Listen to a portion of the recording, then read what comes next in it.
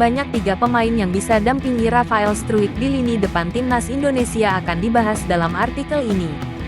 Sebelumnya, lini depan timnas Indonesia bisa dibilang kurang menjanjikan dalam 2 pertandingan FIFA Matchday Juni tahun 2023. Bagaimana tidak?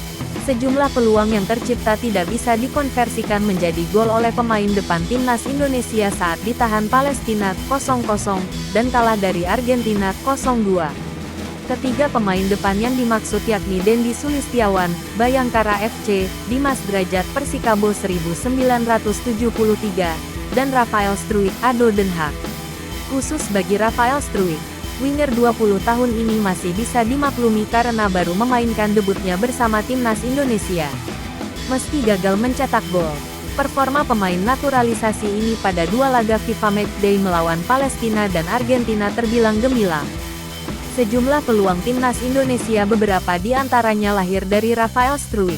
Namun, pemain ADO Den Haag ini jelas membutuhkan partner di lini depan yang lebih tajam lagi untuk memecahkan kebuntuan timnas Indonesia. Lantas, siapa saja pemain yang bisa dampingi Rafael Struijk di lini depan timnas Indonesia? 1. Irfan Jauhari. Daftar pemain yang bisa dampingi Rafael Struijk di lini depan timnas Indonesia untuk urutan ketiga ada winger Persis Solo, Irfan Jauhari. Pemain 22 tahun ini layak untuk dipromosikan ke timnas Indonesia senior seperti halnya Rafael Struijk hingga Ivar Jenner. Kualitas dan kecepatan yang dimiliki Irfan Jauhari diprediksi bisa menambah ketajaman lini depan timnas Indonesia.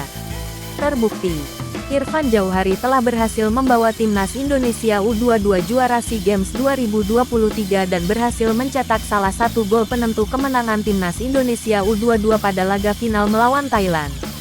2. Ilija Spasojevic. Berikutnya adalah bomber Bali United, Ilija Spasojevic. Pemain naturalisasi ini juga bisa dipertimbangkan Sintayong untuk mendampingi Rafael Struijk di lini depan timnas Indonesia pada pertandingan-pertandingan selanjutnya. Selain memiliki pengalaman yang malang melintang, Ilija Spasojevic juga mempunyai insting mencetak gol yang tajam.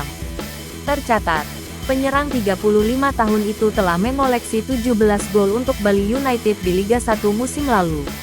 3.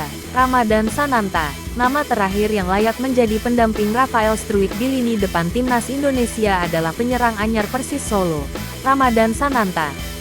Bomber 20 tahun ini tampil gacor saat mengantar timnas Indonesia U22 meraih medali emas di SEA Games 2023 Kamboja.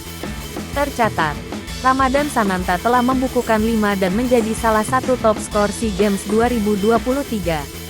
Sayangnya, Ramadan Sananta tidak mendapat panggilan Sintayong pada FIFA Matchday Juni tahun 2023.